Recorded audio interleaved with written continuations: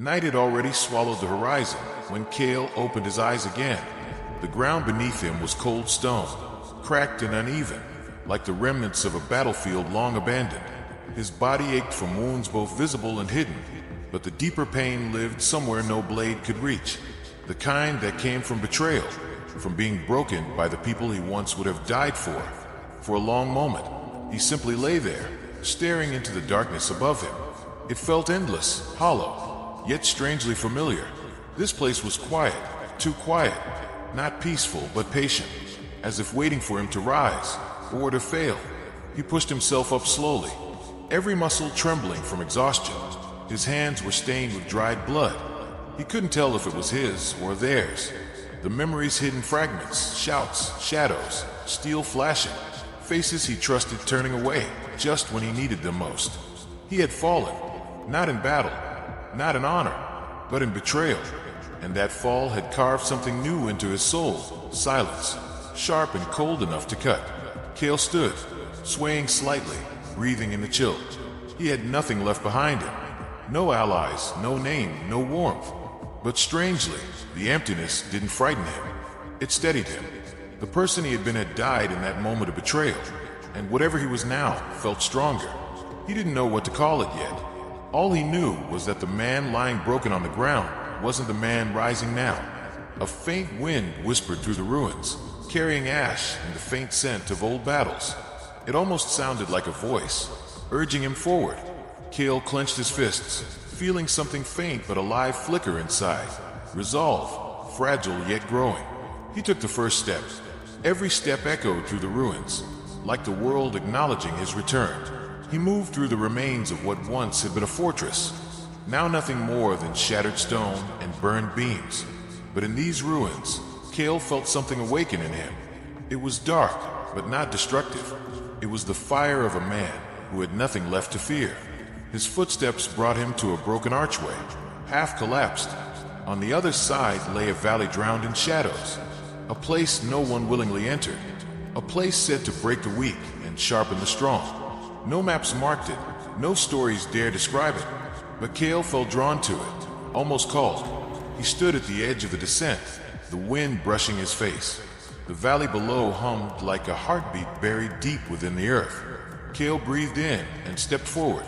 As he descended, the darkness seemed to thicken. Strange shapes moved just beyond sight. Whispers curled around him like cold fingers. His scars burned with each meter he walked, as if something inside him was being tested. But he didn't stop. He didn't turn back. Pain was familiar.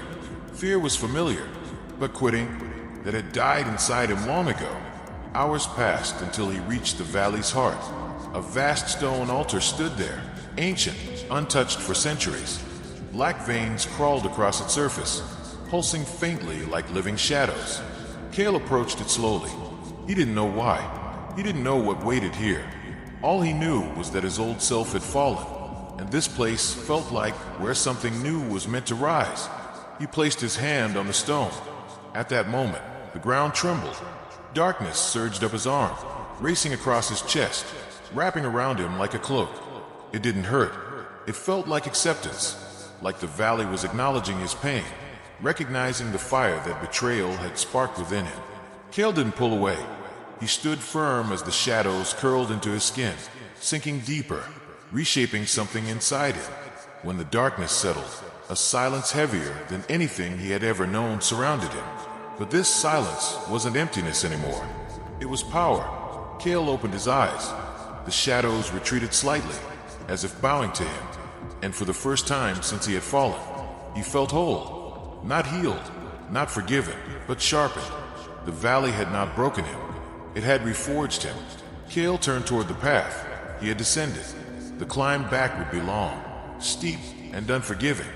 But he was no longer the man who had fallen at the world's cruelty. He was the man who had risen in its darkness. His journey back had just begun. The climb out of the valley felt different from the descent. The air was heavier, as if testing whether Kale truly deserved to leave. Each step forced his muscles to burn, old wounds to sting, and breath to come in harsh, uneven waves. But he didn't slow. Pain wasn't punishment anymore. It was a reminder that he was still moving. As he ascended, the darkness around him didn't fade. It followed, drifting behind him like a loyal shadow, not controlling him, not consuming him, but walking with him. He could feel it now, a steady pulse in his chest, a quiet strength wrapping him like armor. When he finally reached the rim of the valley, the world above seemed almost unfamiliar. The air felt thinner, the land wider, the silence deeper. Kale paused, looking back once, the shadows curling at his feet. For a moment, he expected fear to rise, but nothing came. Only stillness, only purpose. He walked forward. The world he had returned to was not the same he had left behind. Villages lay in ruins, smoke rising from places that once had been filled with life. Roads were cracked, forests burned, rivers lined with ash. It seemed chaos had swept across the land in his absence. Or perhaps the world had always been rotting. Kale had just been too loyal, too hopeful, too blind to notice. As he traveled through the devastation, people stared from behind broken doors. They saw a scarred man draped in moving shadows, eyes cold but focused. Some whispered in fear, some bowed in silent gratitude. Some simply watched, unsure what he had become. Kale paid them no mind.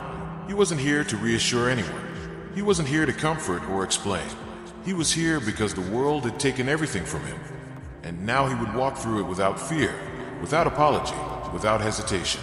One evening, as he crossed what remained of an old settlement, he found a group of men looting through burnt homes, laughing as they kicked aside what little remained. Their eyes turned toward Kale with mocking amusement. "Look at this one." One of them smirked, lost and lonely. "Maybe we can help him disappear." Kale didn't respond. He just stood there, silently. It unsettled them. One step closer, waving a rusted blade. "Did you not hear me?" Kale looked up slowly. The darkness behind him rose like a silent tide. The men froze. For a brief moment, they saw a truth they were never meant to witness. A man forged not in mercy, but in the ashes of betrayal and the fire of survival. They ran. Kale didn't chase them. He merely continued walking, the shadows at his back settling again. He didn't need violence to be feared. His silence said enough. Days passed, then weeks. Kale traveled through forests, over mountains, across ruined lands. And with each step, the fire inside him grew. Not angry flame, but steady heat. The strength of someone who no longer needed validation, explanation, or approval. He remembered the faces of those who once tried to break him. Their lies, their betrayal, their expectations that he would return begging, fighting, collapsing.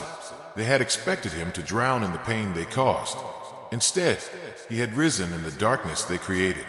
One night, under a storm-heavy sky, Kale stopped at a cliff overlooking the vast kingdom that had abandoned him. Fires dotted the horizon, flickering like dying stars. The world was broken, but so was he once, and he had rebuilt himself. The shadows around him curled gently, not as weapons, but as reminders.